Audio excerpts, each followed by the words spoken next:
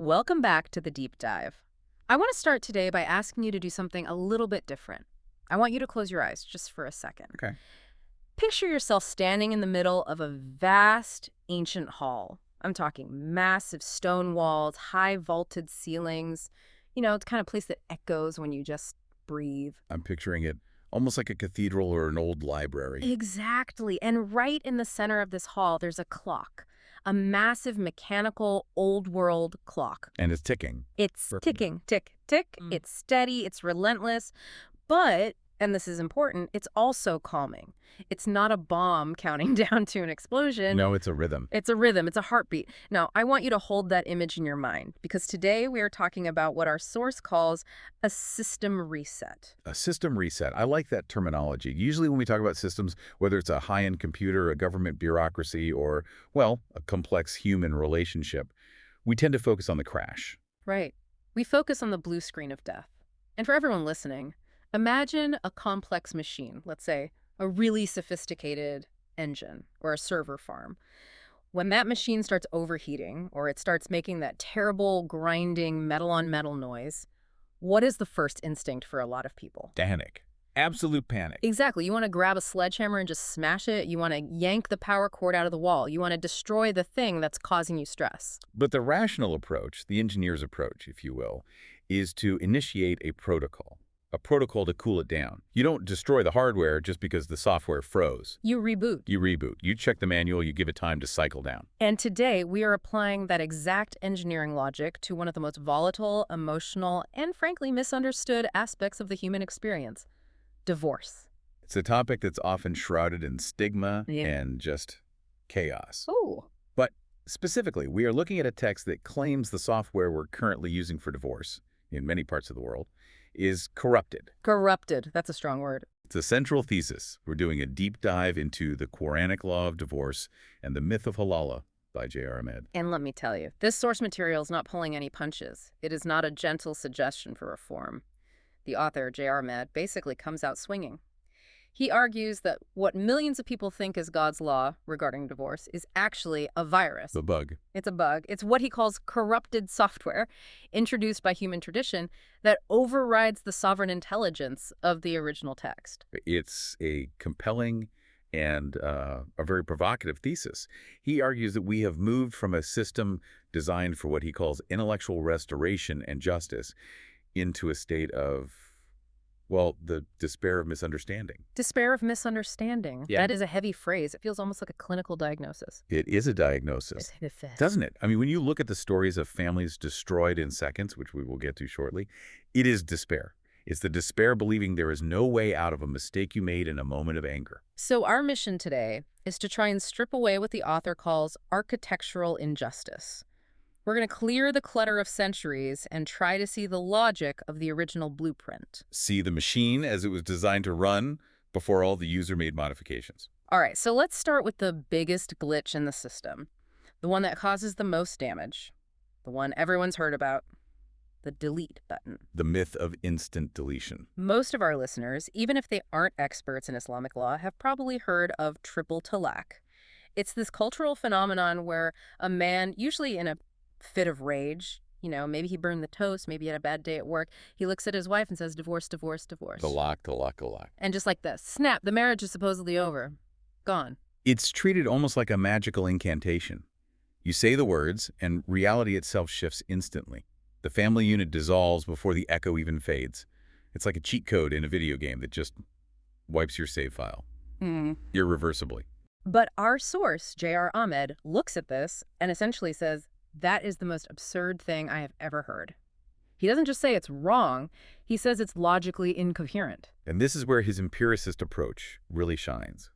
He uses logic to dismantle it. He asks us to look at the entry point of the system, marriage itself. How do you get into this system in the first place? Well, you can't just stumble into it. It's a process. You need consent from both parties. You need witnesses. You need a public declaration. It's a formal contract. You usually have a feast, families there. It's a big deal. Exactly. So J.R. Ahmed poses a hypothetical, and it's a brilliant one.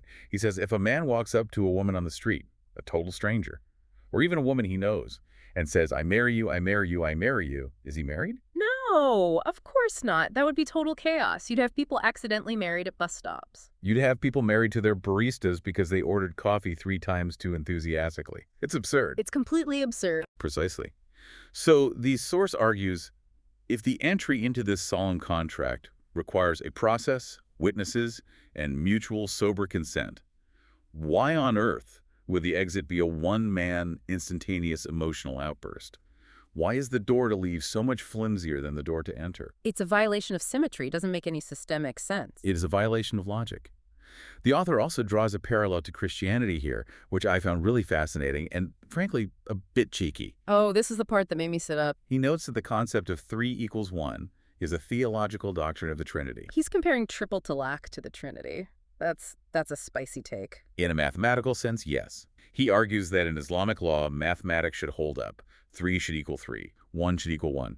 If you say a word 3 times in one sitting, you haven't performed 3 separate, legally binding actions. You've just emphasized one action. You've just emphasized one action.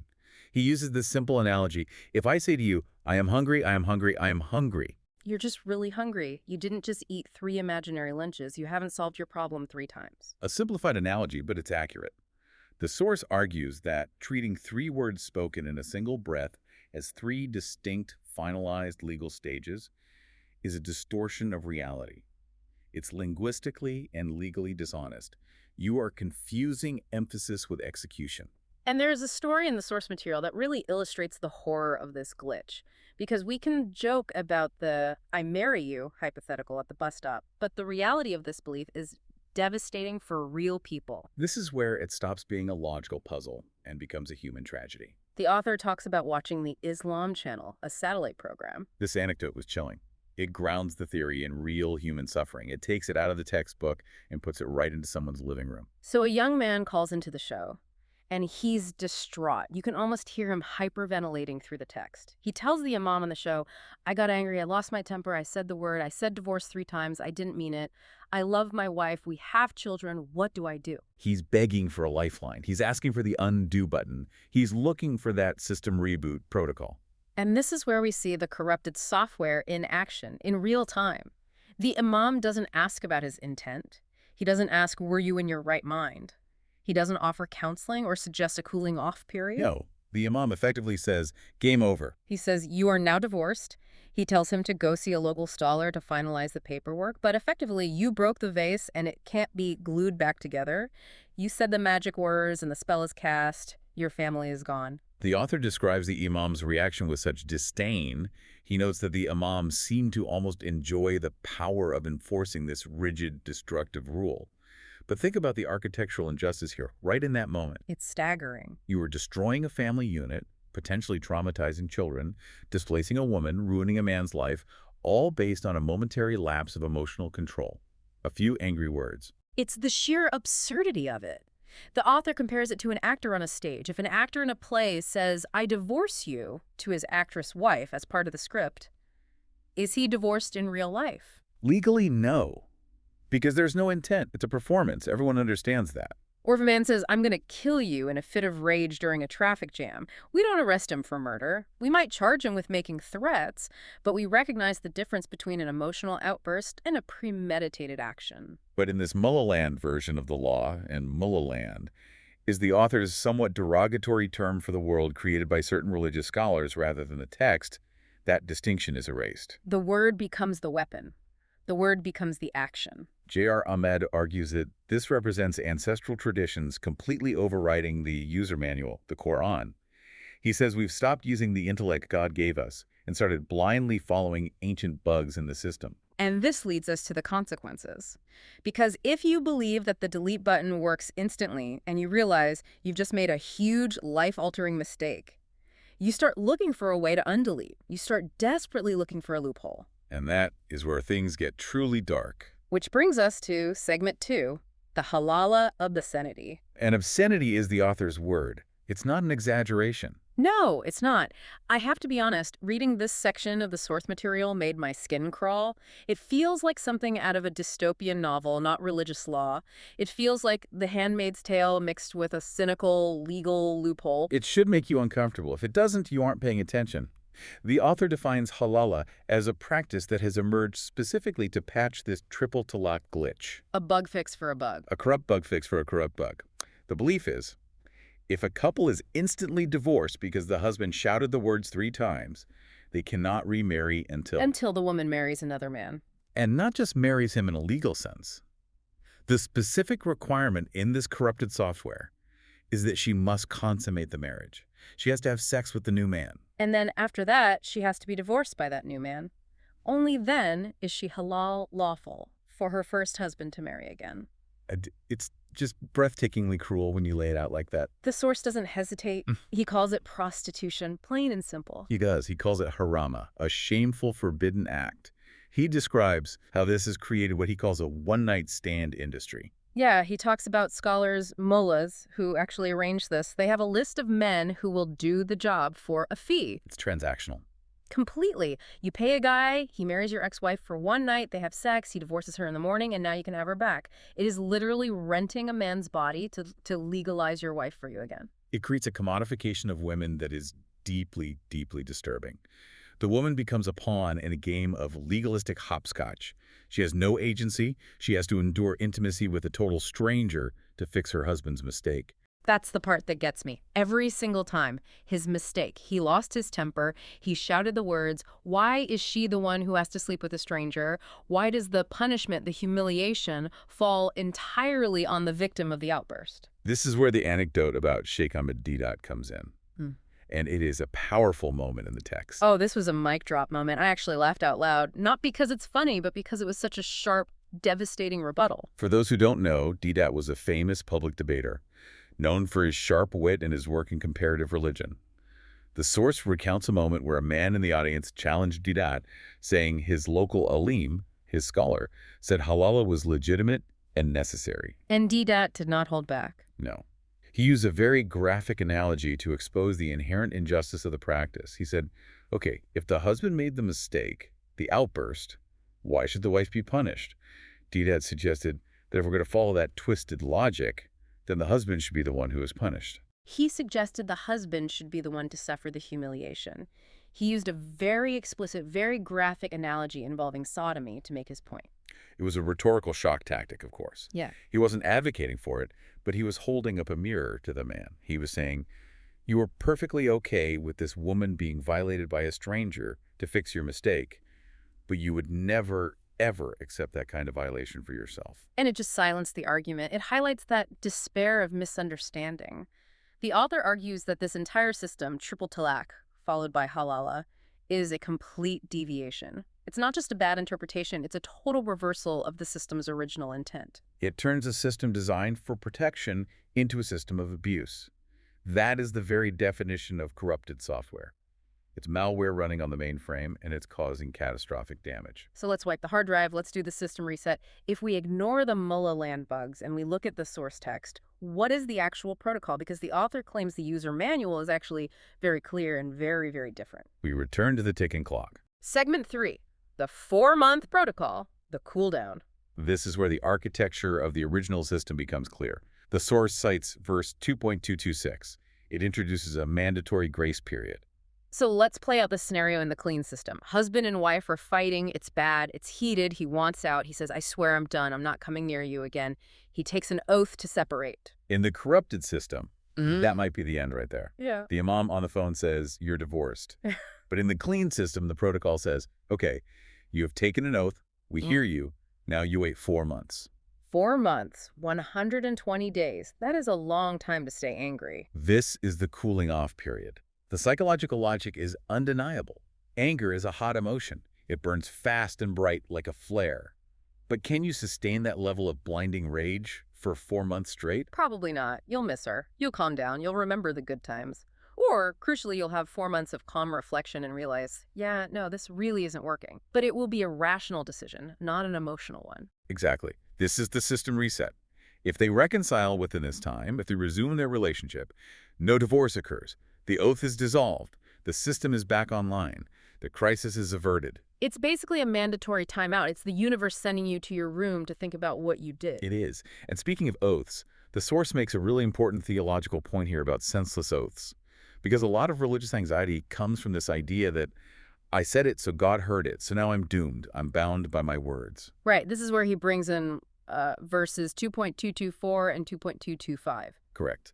The source argues that the text itself creates a distinction between intentionality and emotional outbursts, a formal considered oath versus words spoken in the heat of the moment. The text says God does not take you to task for senseless swearing. Which is huge. I mean, just think about the implications of that one line. The entire basis of the triple talaq nightmare is that God does hold you to your senseless swearing. Yeah. That if you slip up in a moment of anger, God says, gotcha, you lose your family. J.R. Ahmed argues that the gotcha God is a creation of the mullahs, not the Quran. The Quran, he says, describes a God who understands human psychology. We are volatile, we get angry, we say things we don't mean. And because of that, the source argues that God creates a way out for oaths made in haste. And it's not a destructive way out. There's a prescription for it, right? You don't lose your family, you perform an act of expiation, you feed the poor, you fast, you do something constructive and charitable to atone for your lack of control. The consequence is proportional. You don't nuke the entire marriage because you had a bad day and said something stupid. I love the phrase the author uses, the syntax of oaths. It's like the code is a built-in error handler. If user angry and input divorce, then initiate wait timer. It's not then execute destroy family. That is a perfect coding analogy. The system is designed to handle user errors, not to crash the whole program because of them. It recognizes that the user, the human, is flawed by nature. Okay, so let's get into the algorithm of separation. Let's say the clock runs out, the 4 months pass, they still want to separate, they haven't cooled down, or maybe they have cooled down and have rationally decided they're incompatible. What happens next? Is it over then? Not quite. Now we move from the cooling off period to the formal waiting period, or the Iddah.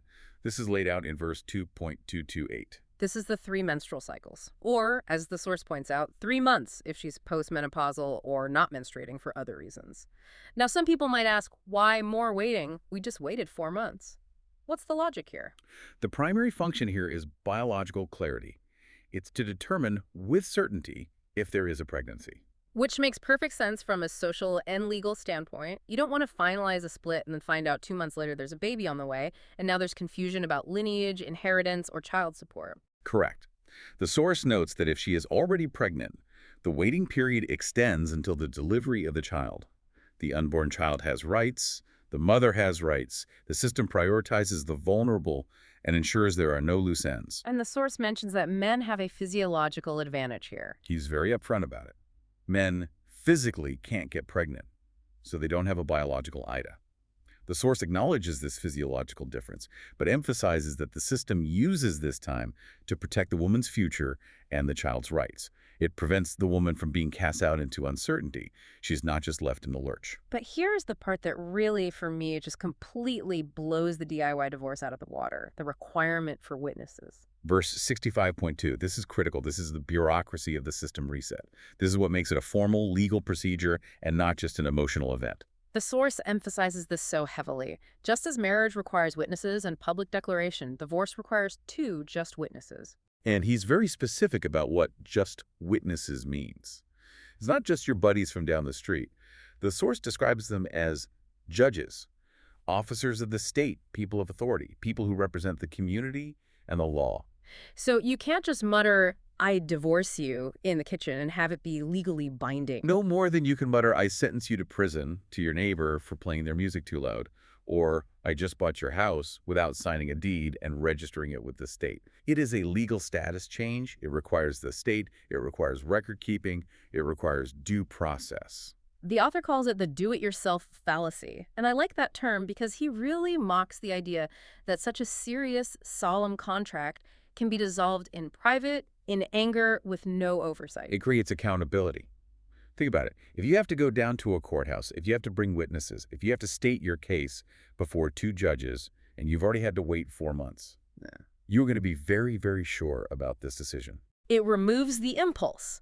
It strips away the heat of the moment. It forces you to stand in the cold light of day and say, this is what I want. It forces sobriety and deliberation, which is the exact opposite of the triple talaq model. Now, I want to pivot to something that often gets twisted in the popular culture, the loop. The rule that says divorce is permissible twice. Ah, yes, verse 2.229. In the corrupted software, people think twice means saying the word twice. Talaq, talak. Which again brings us back to the I'm hungry absurdity. It's just emphasis. Exactly. But J.R. Ahmed interprets this to mean going through the entire process we just described Mm. 2 separate times. Okay, so let's visualize this for everyone listening. A couple has a major fight. They enter the 4-month cooling off period. They still want to separate. They go before 2 witnesses and get an official registered divorce. That's 1 full cycle. Right. And then maybe a year later, they reconcile, they miss each other, they get remarried with a new contract, new witnesses, the whole thing. Okay, they're back together. But then, maybe 5 years down the line, it happens again. Another huge fight, another oath to separate, another 4-month wait, another trip to the courthouse, another official divorce. That's 2 full cycles. That's the second time. Now, what happens if they want to get back together again? They can, but the system has a hard stop. The third strike. Verse 2.230, if the full process happens a 3rd time, the system locks. The author's analogy is that the hardware is just incompatible. Right. The logic is, you have tried 3 full system reboots. You have been given multiple lengthy chances to fix this. It's not working. You are hurting each other. You are wasting each other's lives. You are caught in a toxic loop. So after that third full official divorce, they cannot remarry each other. The connection is permanently severed by the system for their own good. Unless, and this is the busting the Halalah myth part. Unless the woman genuinely marries someone else. Genuinely. As in, she moves on with her life. She falls in love or enters into a new partnership, builds a life with this other person, and that second marriage fails naturally through divorce or the death of the new husband. So it's not a loophole. It's just life happening. Exactly. The requirement for her to marry someone else isn't a punishment for the first husband or a trick to get back together. It's a reality check. It says, you two are done. You failed 3 times. Move on. If by some remote chance, decades later, she lives a whole other life and becomes single again, sure, the system doesn't forbid you from trying again. But you cannot plan it. The planned marriage, the one-night stand Halalah, is the corruption. It completely defeats the purpose. The purpose of the 3-strike rule is to stop the toxic cycle of breaking up and getting back together. Halalah enables that cycle by creating a fake abusive loophole. The Quran, according to the source, shuts that cycle down permanently. It effectively stops a certain kind of emotional abuse. It stops a man from keeping a woman on a string, divorcing, and taking her back at will. It imposes a real permanent consequence on the man. If you push that button a 3rd time, you lose her forever. That forces a level of seriousness that the Instant Triple Talaq completely removes. I want to talk more about the women in this equation, because so much of the Halalah software, as the author calls it, seems designed to strip user agency from women. There's this persistent vibe of women being property, or at best, passive participants with no real power. And this brings us to segment 6, which is a crucial part of J.R. Ahmed's argument for intellectual restoration. He argues that the source text is actually incredibly empowering for women, contrary to popular belief and, well, popular practice. The most common belief is that women cannot initiate divorce, that only the man holds the keys to the marriage. The scholarly debacle, as Ahmed calls it, he argues this is a flat-out lie, a suppression of the text. He cites verse 4.128. If a woman fears ill treatment or desertion from her husband, she can initiate corrective action. She can seek reconciliation. The verse gives us a starting gun. She is not a passive passenger in a car driven by her husband. She has access to the steering wheel and the brake. If the ride is dangerous, she can pull over. And then there's the suspense clause, verse 4.129. I found this really powerful because it addresses a very specific, nasty kind of psychological warfare that happens in failing relationships. Men cannot leave women hanging or in suspense. This directly addresses the tactic of abandoning a wife emotionally or physically without legally releasing her, leaving her in limbo. It's complicated relationship status from hell. Exactly. She's not really married, but she's not divorced either. She can't move on. She can't remarry. She's just stuck. The source argues this is explicitly forbidden. You have 2 choices.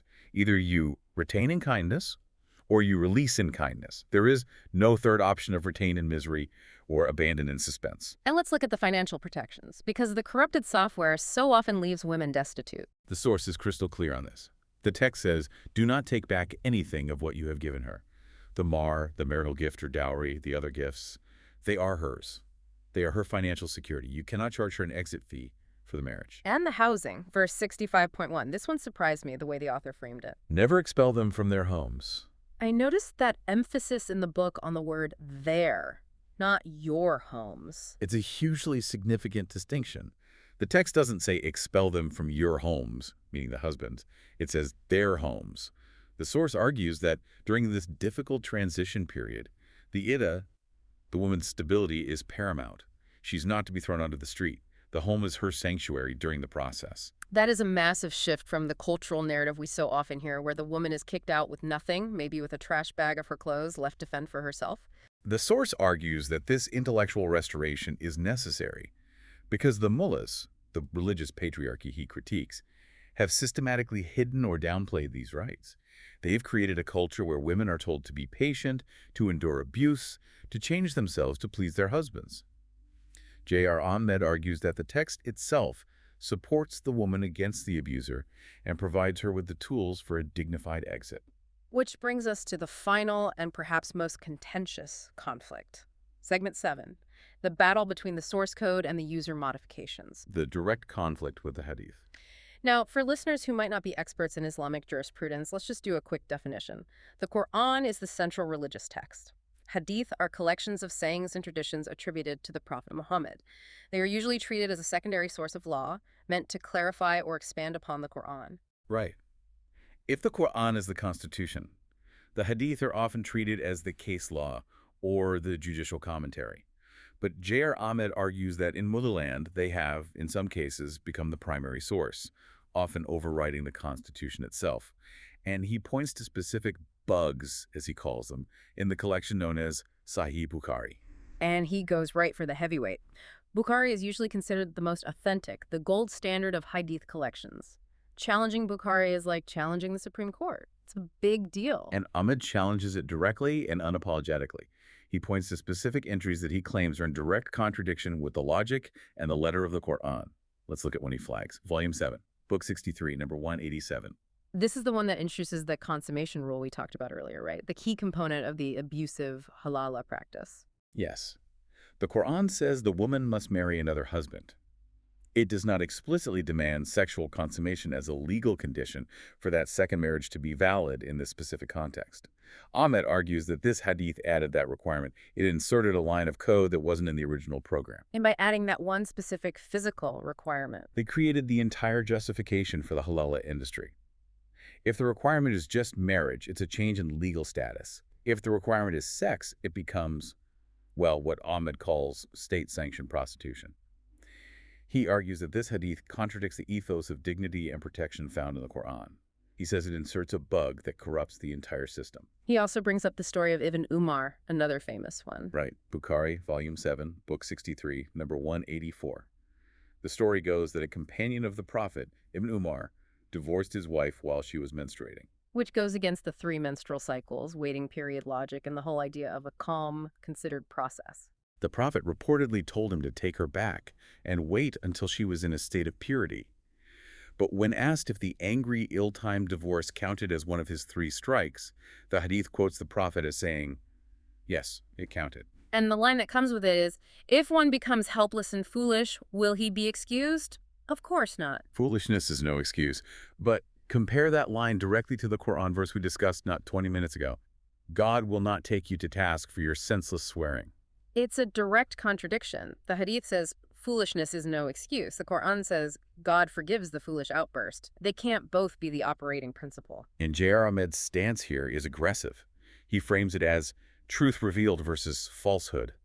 He believes that the unquestioning reliance on these contradictory traditions is a form of what he calls ancestor worship. He says we are worshiping the bugs instead of the system. We are worshiping the patch notes from centuries ago instead of reading the source code that's right in front of us. He calls for us to use the intellectual capacity given by God, to look at the text, see the inherent logic, the justice, the symmetry, rather than blindly following a tradition that causes so much suffering. He calls it exercising our sovereign intelligence. So let's bring it all home. Let's look at the summary of the restoration. If we successfully run the system reset, if we wipe the viruses, delete the malware, and reinstall the original operating system, what does the divorce process actually look like? It looks clean, looks logical, and importantly, it looks slow and deliberate. Friction occurs in the marriage. Things get serious. Arbitration. Verse 4.35 suggests bringing in an arbiter from each family to try and help, to mediate, not to judge. If that fails and an oath of separation is taken, the cooling-off period begins, a mandatory 4-month pause on any final decision. If there's no reconciliation, the case goes to the state. 2 just witnesses, judges, or officers oversee the process. Then, and only then, comes the final choice: amicable separation or reconciliation, retain in kindness or release in kindness. It sounds sane. It sounds like a system designed by a compassionate engineer who actually cares about the users. It's designed to minimize damage. It's designed to maximize the chance for a peaceful resolution. It protects the vulnerable. It assumes that people are good but flawed, and it builds in guardrails to keep them from driving off the cliff in a moment of passion. And just contrast that one last time with the corrupted system. Anger, instant deletion, the humiliation of Halalah, women bearing the entire burden of men's emotional incontinence, a system that seems designed to break people rather than heal them, a system of pure architectural injustice. The source calls this a move back toward human dignity and sovereign intelligence. It asserts that the system was designed from the ground up to prevent this injustice. The building blocks are all there to protect the family, not to give one person a demolition button. It really makes you think about how much of what we consider religious law is actually just cultural accumulation. How much of it is just dust that has settled on the book over 1,000 years, obscuring the original text. That is the core argument of the entire book.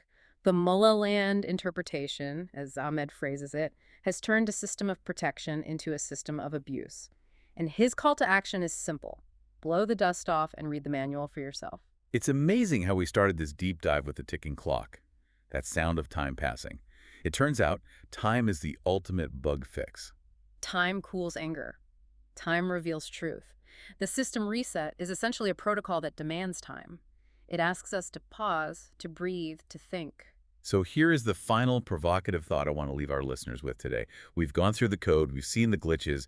The source suggests that we have a user manual that includes safety protocols, cooling off periods, and witness requirements. It's all there in the text. Yet for centuries, a huge portion of society has accepted a glitch, instant emotional destruction as the law. We have accepted the broken version of the software as the official release. So the question is, if the manual is this clear, why are we still pressing the broken button? Is it time for a total system reset on how we view tradition versus text? That is the question. Are we worshiping the machine's malfunction, or are we finally ready to read the user manual? Something to think about. Thanks for diving deep with us. See you next time.